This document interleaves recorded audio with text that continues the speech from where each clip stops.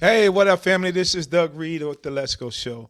Once again, honored. I'm always honored to have distinguished guests on our show, and I have Dontay Williams on the show. And of course, hey, just tell us a little bit about what you do, Dontay, and we'll take it from there. Yeah, certainly. So first and foremost, I have to say it's truly an honor and a privilege to be on the Let's Go show. I'm really excited at the work that you're doing, bringing the conversation around mental health, I think, to a global community that is desperately in need. But I'm excited to be here. My name is Dontay Williams. I am the president and founder of Mental Health on Purpose. And really, we aim for three purposes: providing direct mental health services, also, professional development within the workplace and as well as advocacy. I'm so excited just to be here to have a conversation as we enter into National Mental Health Month in July. And so, yeah, really grateful. Yeah, let me, and how we actually started our communication. Well, first, let me ask you, where are you located? So yeah, we actually house out of Atlanta, Georgia. So right now, most of our services are virtual, but for professional development advocacy speaking, definitely open to in-person services. Okay, but definitely based in Atlanta, and of course, how we got to know each other in our communication. I was the former director for Black Men Heal, and you were the CEO of the Confess Project, well, Confess Project of America now, Yeah. and just watching and your works with that organization and taking it to new heights, and now you have your own business established, and I know even with that, taking it to new heights. And I'm glad you mentioned about July being Minority Mental Health Month. Can you tell us a little bit about that, or how you can reflect it? Yeah, so really, again, one paying homage, I think, to where we've been and what has gotten us to where we are today. So certainly appreciate that. Minority Mental Health Month really is an opportunity for us to look at mental health and how it's impacting larger communities. In particular, African American, and oftentimes we'll hear a lot about BIPOC communities, but how is mental health actually playing out within these spaces? And so it's an opportunity to provide some education, kind of reducing the stigma around mental illness, as well as just kind of increasing access and services to care. And Yeah, so we're really excited to be a part of that conversation and increase education. yeah, and I kind of know even my own studies, and I'll just read it here. It was a young lady, Warrington Boyd, who actually had a friend. Her friend was B.B. Moore Campbell, and after her passing, they took a bill, and they brought it in front of the not a bill, but the National Mental Health Awareness Month to the House of Representatives in 2008. So definitely glad that we have actually got to this point because mental health has actually became somewhat of a buzzword. Um, Yeah. you got people that are serious about this work and people that have been in this work for a long period of time. And even for yourself, how long have you been uh, in the mental health field? Yeah, so for me, I was actually just counting up, and in the field for about 10 years now. And really, when we think about mental health, one particularly speaking to the Black community, one thing that we know is that, within the African American community, oftentimes individuals receive less access to services and care. And so that's really one of the main motivating forces that created mental health on purpose and just trying to be intentional about the type of services that we're providing such that really lives, communities are transformed. But again, really excited. When we think about the needs within our community, and I'm sure you can relate. One thing I appreciate about Brother Reed here is that we both have a connection to Philadelphia. Oftentimes, born and raised in West Philadelphia. Yeah, But right. what I really like about my human experience, right, growing up in the inner city, that those were different stories. Oftentimes we can relate to the simple notion of, what happens in this house stays in this house, right? And so there's so many things that come out of a community that, I think organizations such as ours and your platform that really pronounce the need as well as services available. So. Yeah, and and I know we're gonna dig a little bit deeper.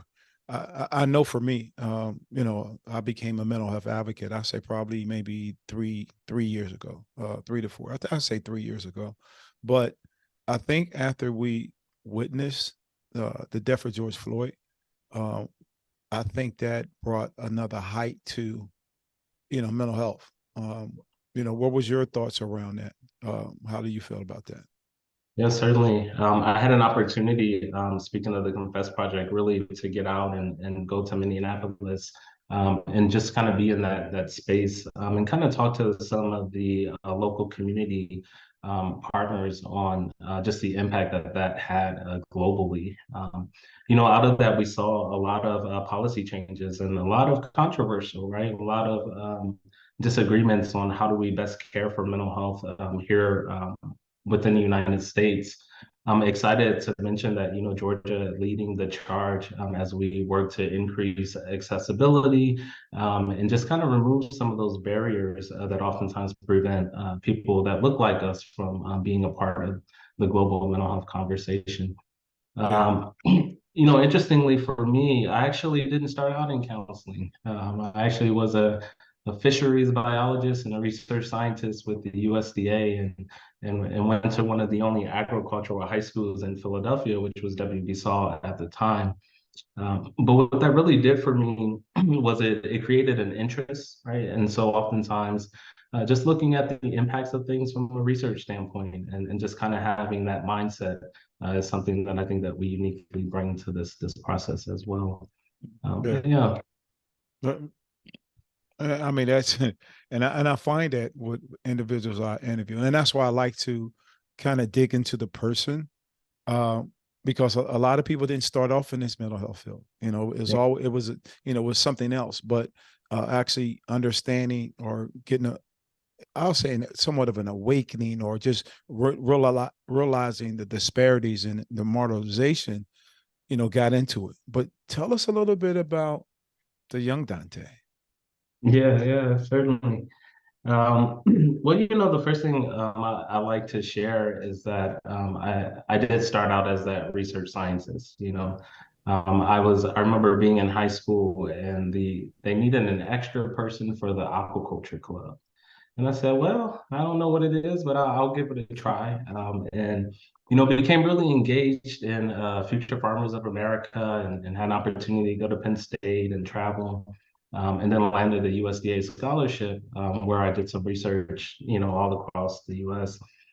It was a really exciting time, but really my transition into counseling was a spiritual journey, a spiritual awakening. My father's a ruling elder in the church, the Glorious Church of God in Christ, and so that played a big influence in terms of who I am today. But I remember particularly as a child, the Lord revealing that I had been doing what was convenient versus the purpose that He called me to. And that purpose was really being present, with the hurting that are amongst us, right? And being able to speak. And I could go through my life and just give examples of this conversation and, that conversation, but ultimately, really an act of faith, stepping out and believing that we have a voice within this space. And so, yeah, that's what Yeah, kind of led me. you know what? I love the fact, and one of the things I love is that foundation, and that's the spiritual foundation. Of course, your faith. And one thing, just for me, I'm not a therapist. I'm a mental health advocate around mental health awareness. And one of the things I do talk about, if there's anything I talk about, is the 8 dimensions of wellness, and that's been somewhat of a platform. That's my lane. But one thing I tell, especially Black men, is there has to be a spiritual foundation. Like that's your ground root, like, that you Yeah. have to have. What are Yeah. your thoughts about having that spiritual foundation? Yeah, I would say when all else fails, it's good to have a foundation by which to stand. Something that serves as that moral compass, right? And so, one thing often too, I'll say within the Black community is a divide between mental health counseling and the church, right? And so, lucky for me, my training at Richmond Graduate University really looked at spiritual integration one thing that I really appreciate is that it's about the unique individual, right? Our goal isn't to manipulate you, change you into something that you don't want to be, but instead create an atmosphere to where you can say, well, what do I believe? Yeah, why do I believe those things? And then part of it is also looking at the influence of trauma, right? And how has that shaped the core of who we are and who we hope to be, or even have the possibility of dreaming to be. You may be able to resonate with this, but I know within my community, one thing that was a big deal was making it past the age of 25, Yeah. right? Most people didn't have a vision beyond that point. And so now, at our young age of, I won't give my age out, I guess, but at our young age now, we're sitting and we're asking, what do I do with the rest of my life? Right. Yeah. Yeah. And so those are some of the questions I believe that counseling can help answer. Yeah. Yeah. Yeah. And once again, valid points, because one of the things that I see more that I never saw was, pastors recognizing the mental health, pastors having, whether it's sermons or inviting mental health experts into the church for training. Like, that's when we know we're moving forward as a unit, as a collective unit. And of course, understanding the individuals that we are. Um, Yeah. I tell people all the time, I heard Dr. Alfie, who's a great friend of mine, said our feelings and our emotions are valid. Sometimes they may be inadequate, but it's our truth. Yeah. So when we start looking at that, that makes a big difference. And then you discuss like being over the age, getting past over the age of 25 to be grateful. One of the things I experienced, at a young, I would say around 25, I was in the military, and I was in a bombing in Frankfurt, Germany.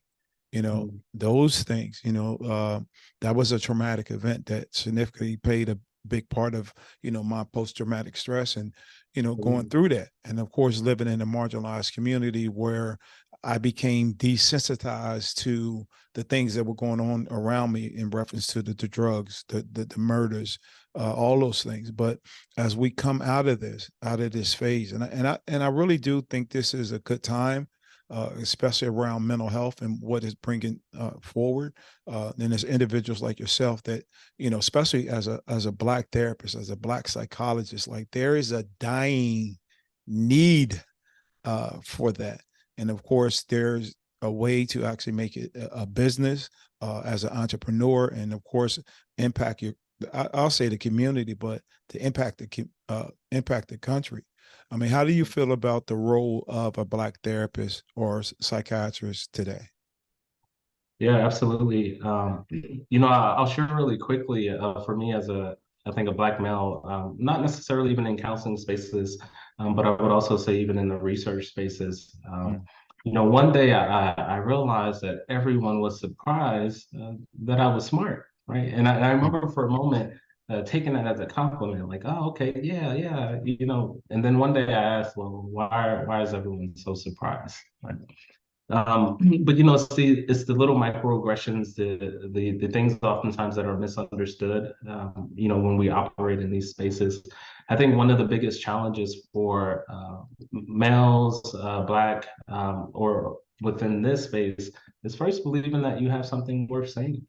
You Mm. know, Yeah. believe that, yeah, oftentimes we talk about resume inflation and stuff, but the reality is that we have a lot of skills, a lot of talents, and things that we know that can contribute to the process, but that first step is just believing. Yeah. Yeah, and I noticed, even based on your background, you're talking about the agriculture and just being really a researcher. I'm like that too. I love to research information. But what are some of the statistics that you came across, let's say, that was alarming, or you took a position that, hey, I want to make a difference in this particular uh, statistic based on what I can do? Is there Yeah. anything that comes to mind? Yeah, the first thing that immediately jumped out to me is just the notion around suicide completion.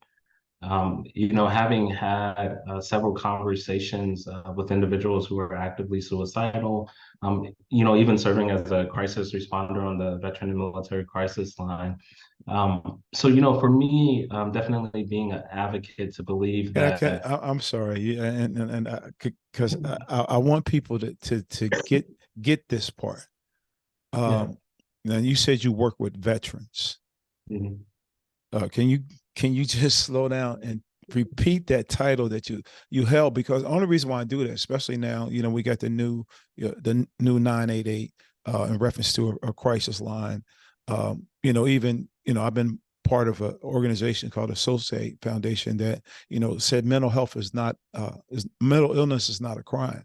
And then Mhm. there was some things that was going on in reference to the 988, even the trust with the 911. But Yeah. I'm actually talking to somebody that worked the crisis line. Yeah. Like, Yeah. yeah, just tell us a little bit about that and what you did, because I think that is very significant within this conversation. Yeah, certainly. Well, first and foremost, my father is a veteran of the Vietnam War, ruling elder, and so forth. So always had a passion to want to speak into the struggles that veterans go through. So for me, this was a really unique opportunity. And oftentimes, one person I like to quote often is Diane Langberg, and she talks about being in the alarming moments of another person, right? And so on the crisis line, really have the opportunity to be there in those pivotal moments where oftentimes it is a question between life or death. The one thing that I really walked away and I'm appreciative of earlier on is knowing that it is not my responsibility for your change and survival. And I think as beginning clinicians, it's a hard concept. We're great helpers. We want to survive. We want to help others. But the moment that we start taking responsibility for the successes, we have to take responsibility for those that don't go well. And so a big part of at least my approach and my process was to let's talk about it. Mm-hmm. Tell me what's going on. Why do you feel that way? And oftentimes, spirituality played a major role in reaching someone. I remember my very first call was a soldier out in the middle of Afghanistan, and they said, "If I kill myself, will I go to heaven?" And I was Mm. like, "Man, yeah, and I remember still being kind of new in the field, and my response, well, let's talk about it. What makes you question that or think about that? And so I believe that a lot of the resources and things out there that exist can be helpful, can be supportive if we work them. And so that's part of our goal is just to have a broader conversation and decrease the rates of suicide that we're seeing amongst teenagers, veterans, and the general population. Yeah. Yeah, and I think, and don't quote me, and you may actually know, I think that's one of the third leading causes in our community from ages, for what I you from what our black men from age 15 to 24. Mm. And I think about that, even what you did. I actually taught first aid for the Red Cross, and it was always, call, care, comfort. So Mhm. I'm thinking about you being on that other line, and this is where I think it plays a major factor, because sometimes we can kind of, or there's going to be conversation where we identify ourselves as someone black or African American, so that gives me, I'm thinking about that caller Mhm. that is black, that there's a certain level of comfort, because now I learned, like I said, I've only been in this as a mental health advocate for 3 years, but now we talk about cultural competency. How Mhm. how important is cultural competency? Do you think cultural competency is, because of course there's a sensitivity of the issues, there's the education, there's the training, but then there's a cultural competency. Give me your thoughts around cultural competency. Yeah. So one, I think as clinicians, we have to know who it is that we work well with. On one aspect, there is a relatability, a connection that can be genuine and authentic with another African American male, and also still believing that we have the ability to speak into the lives of others. And so for me, when it comes to cultural competency, and also a question that oftentimes we may ask around spiritual integration, is that it is a collaborative process, right? Mm, Ultimately, I'm having that conversation with you because I need to know more about you. I want to share aspects of me, but this is your process. And so part of the more that we're able to let go, I think the way that we think it should look, the way that we think it should feel. Matter of fact, I will tell you that if counseling is hard, then you're probably doing it the right way, you mm, know, uh, because it should challenge you in certain ways, right? It should get you to think a little bit deeper. And matter of fact, research says that oftentimes people feel as though things are getting worse before they get better, right? And oftentimes what I like to say to individuals is, a lot of the things that we haven't shared with our partner, right? A lot of mm, the things that we haven't sometimes even have the insight within ourselves to know is true, right? Well, now we're talking about those things. And so that can be uncomfortable. But what I believe is that if we lean into the process, right? If you have a counselor who's showing up, they did their homework and you're invested, you're spending your time, that ultimately you can land somewhere that's soft and safe. yeah, and I know you would definitely say, uh, well, let me ask you this, because communication is a major factor. I mean, that's in any relationship. That's in our marriages with our children. Yeah. Going into therapy, and I think about communication. What are some things that we as individuals can improve on in our methods of communication to make sure we get to the root of some issues, or to, like you said, it may start off kind of rocky, but to improve that relationship. What are some things as far as communication that we can work on, and even as our listeners listen to this, some things they Yeah. can work on to make that relationship better? Yeah. Not to be cynical, but I think that we have to learn to really listen. You know, and part of that is getting outside of our heads, right? Not formulating our thoughts and our ideas as we enter the conversation. Um, I also believe that it takes a level of honesty with ourselves. Oftentimes we're trying to fit into this puzzle, into this relationship, into this family, and we don't even know what we really want. We don't Mm, know what's really making us happy, what's really making us sad, what is our real desires. But yet and still we're trying to fit into this puzzle. And so, it takes self-inventory, honesty, and then going into a conversation with a sincere intention of listening and then to be heard, as Stephen Covey said. yeah, I definitely agree. And you talk about your father being a veteran, and some of the work that you've done with the VA. What are some other things that you've actually done, or within your lived experience, within your education, that brought you to the level that you are, as far as therapy, or being a Black therapist? Yeah, certainly. I definitely have the honor and privilege of working across the entire gambit of mental health.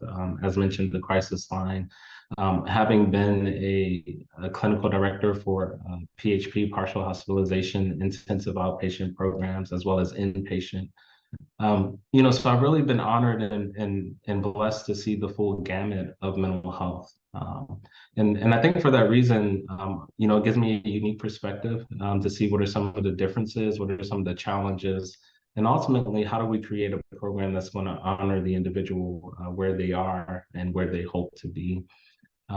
Yeah, so I've had a lot of experience. I'm excited. I'm an adjunct professor at Mercer, and we'll be starting as an adjunct at Richmond Graduate University, Congratulations. teaching. Yeah, Yeah, thank congratulations. you. And so, part of our mission is to shape these conversations, to impact students, ultimately to be that gatekeeper for the industry as a whole. So, You know what? uh, I get amazed. One thing, for me, being I guess I can say almost an elder now, right?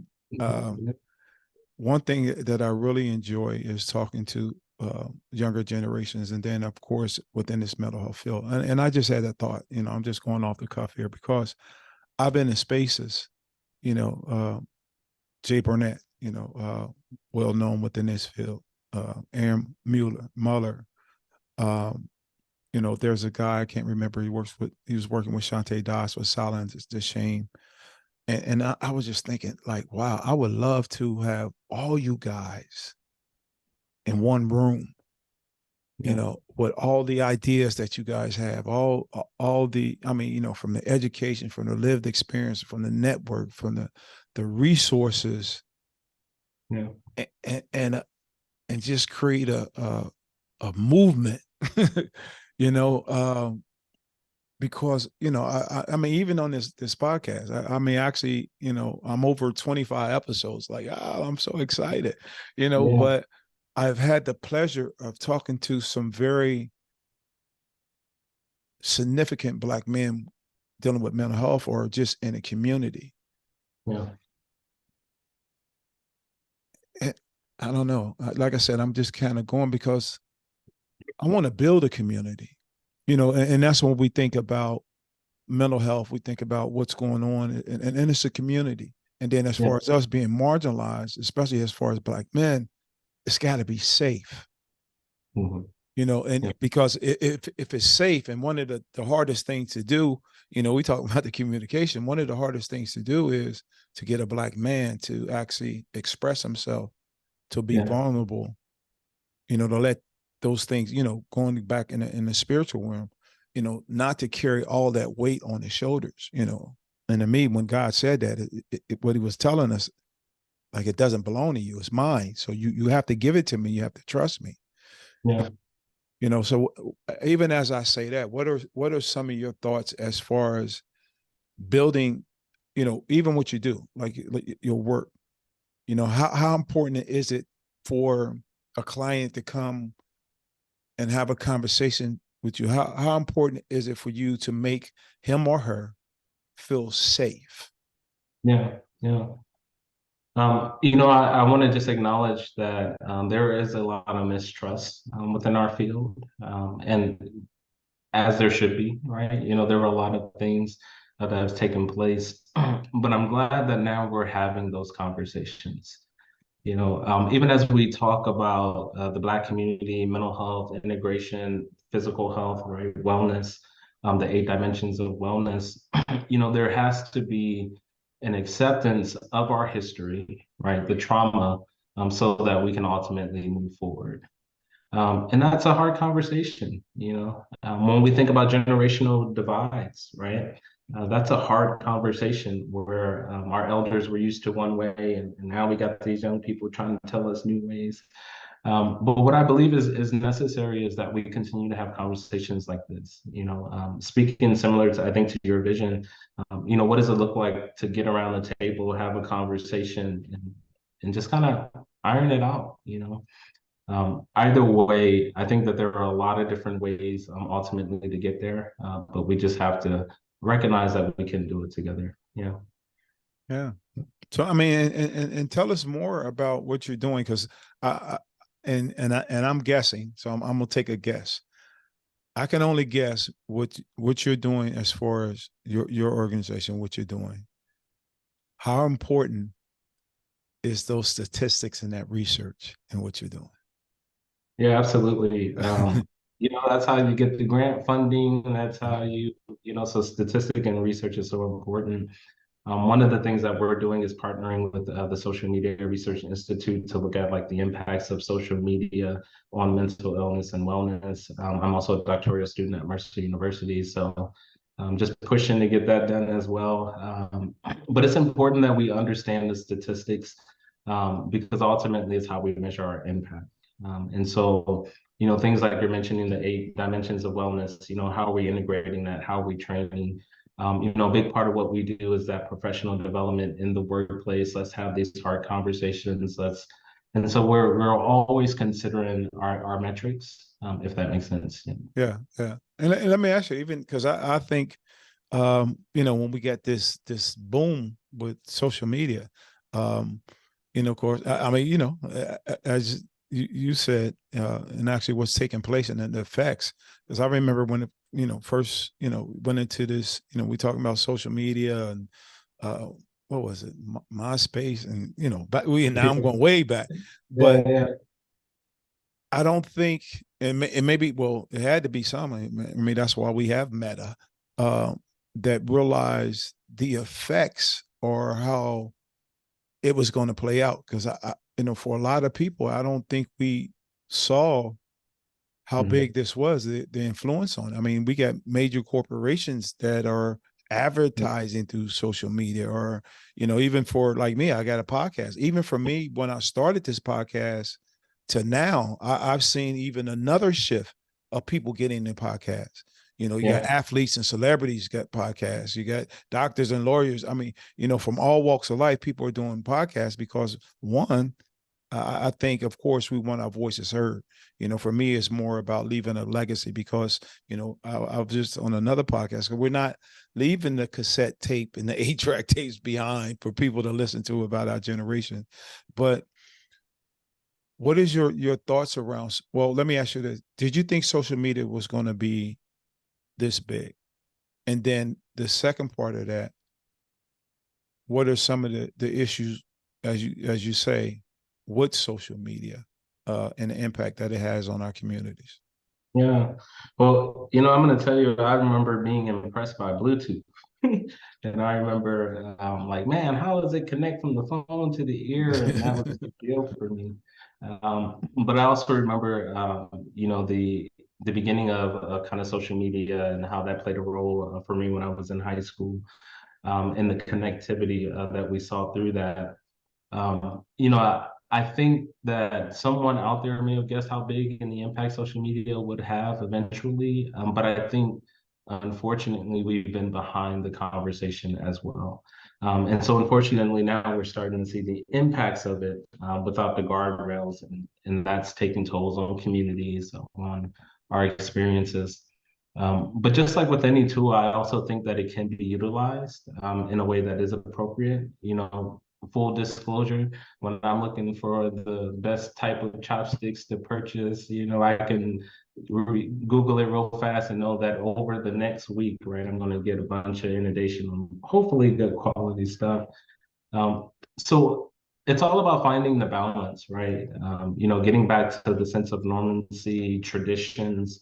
I think that a lot of reason why we're seeing an increase in podcasts, particularly within our community, is the beauty of storytelling and narration, right? And so part of what we're doing is simply carrying out these same traditions on different platforms, and hopefully, it ultimately lends its support.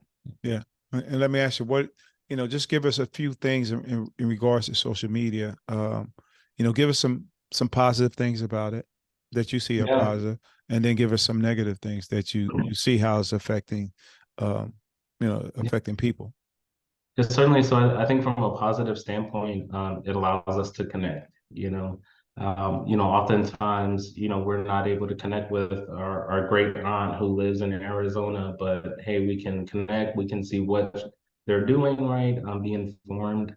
I think social media can be a really positive thing in that, when we need that moment of motivation, right?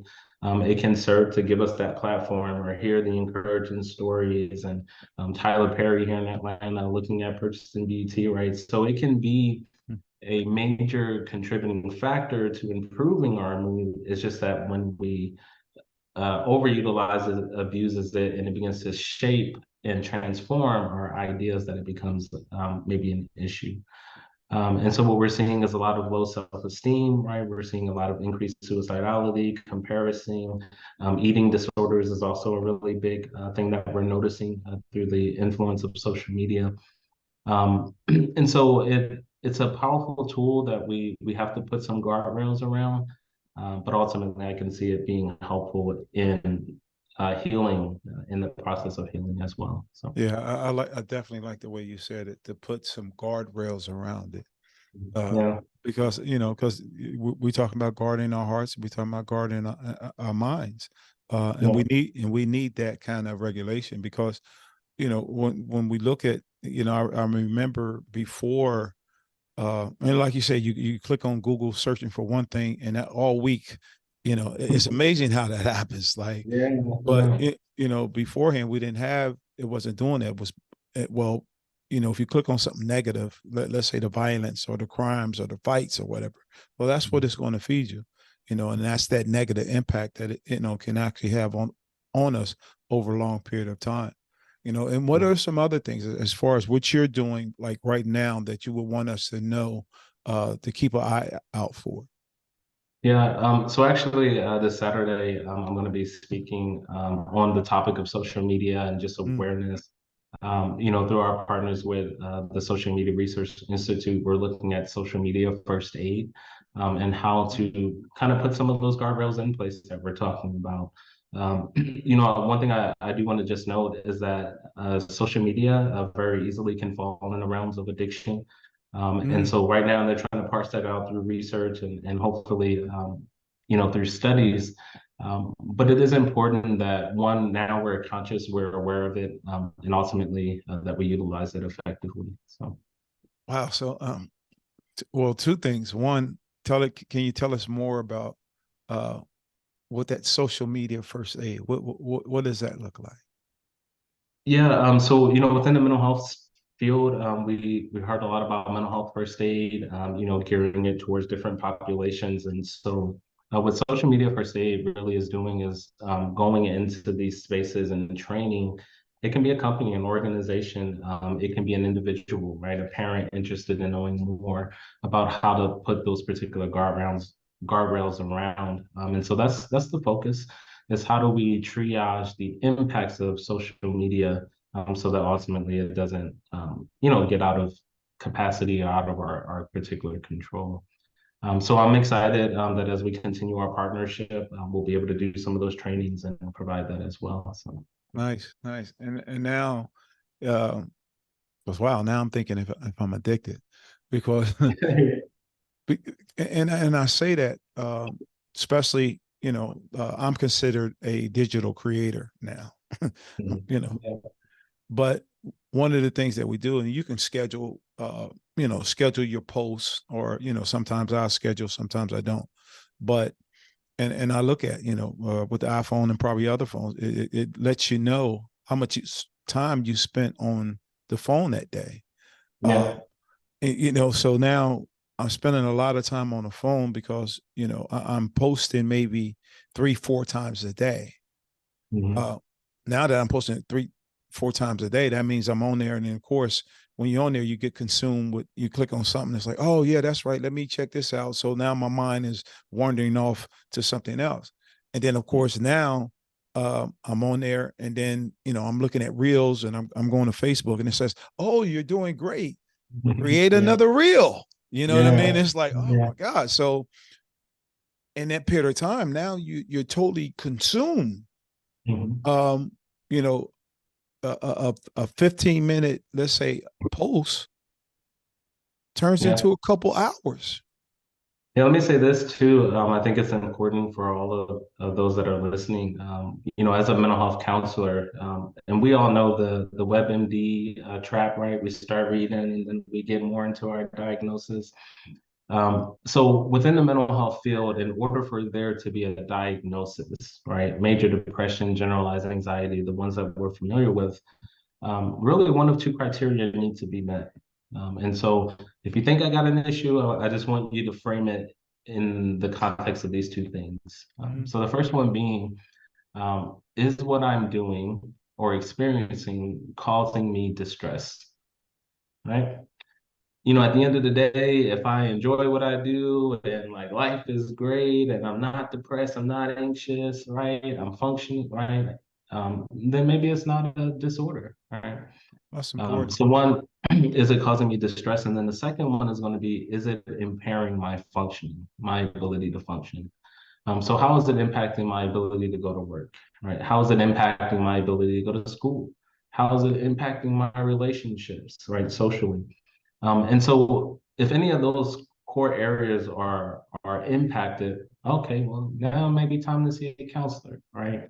And so a big part of what my organization is doing is how do we understand when resources are needed, right? We want to bridge the gap between mental health counseling, social work, coaches, but we'll have those conversations to come as well. But all of it is necessary, I think, so that we are truly transformed. Yeah, and I mean, I love that you summed that up. Because like I said, is it causing any, you know, of course, any pains or how much time is actually consumed. So, what would you suggest? I'm enjoying looking at social media.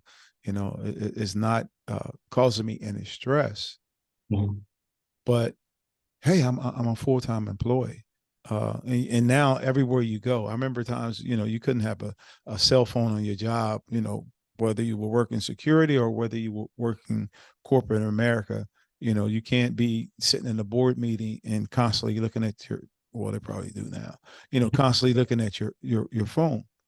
Mhm. What would you suggest to somebody that, like I said, it's not causing any stress, but it is interfering with their job performance, even though they're probably able to get away with it. And I'll make this point. I'll make the point because I've done it. um, Mhm. because now we're working hybrid. Nobody actually knows what we're doing, based on, whatever output that I actually have in Mhm. accordance to, what they can see, hybridly.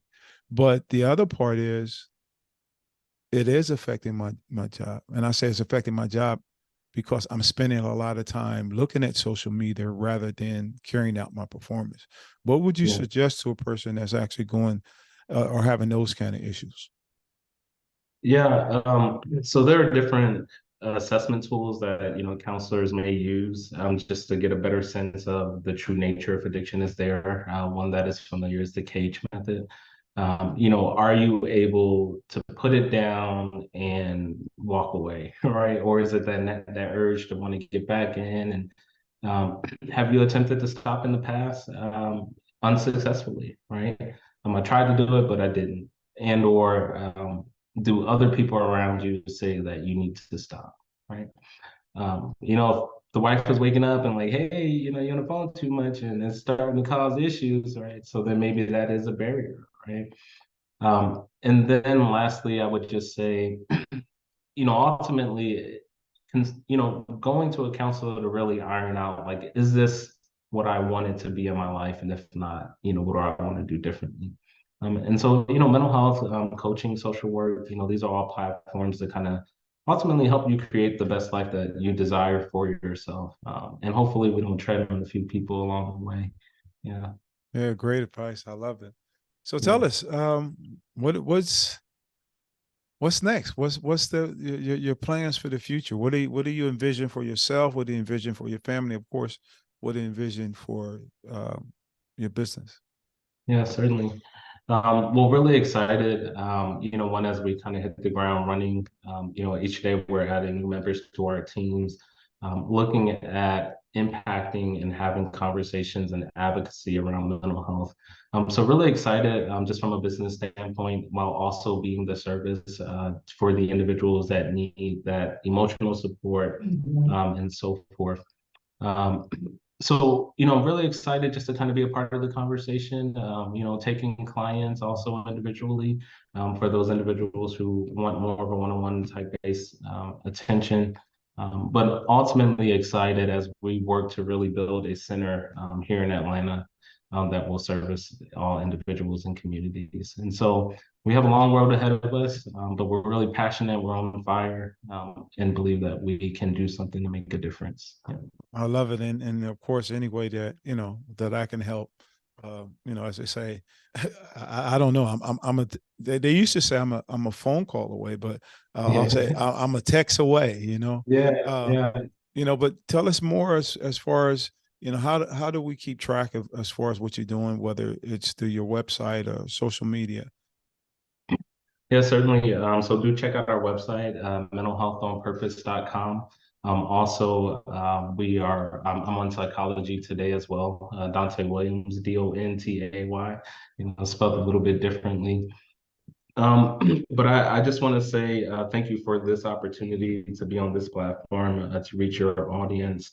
I look forward to the next invitation. When you decide to have that roundtable, I know that it will be transformative. And so, again, appreciate this time and ultimately hope that we continue to impact our communities. Yeah. Yeah, I love it. And of course, I'm gonna be honest, I love Atlanta too. Yeah. And I got family down there. So definitely I'm gonna take you up on that. You never know with me right now. Yeah. I don't like just talking to talk. Um, Yeah. but Certainly.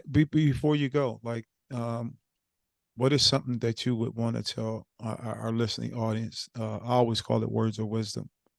Yeah, yeah. I really think that it's important to know that your story matters.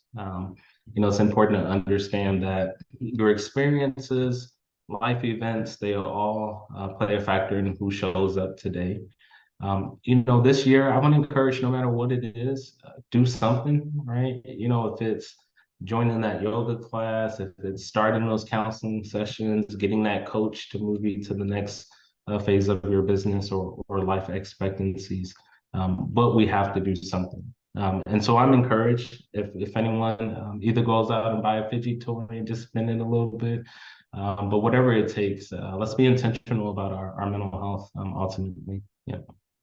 Yeah, I love it. And one of the things that I always say that, everybody can tell a story, Mhm. but everybody can't share a story. And when we start sharing our story, we start impacting our communities. We start impacting those people around us. One of the things that I believe in is sharing our stories with younger generations. I'm a baby boomer. One of the strides I have is for the baby boomers to really have a conversation with Generation Alpha, the Gen Z, because it's all about our communication, and it's all about us going to together. I mean, going to another level collectively. So I Yeah. appreciate you coming on, sir. Yeah, And no, pleasure. yeah, Yeah. and last thing, this is what Well, we say.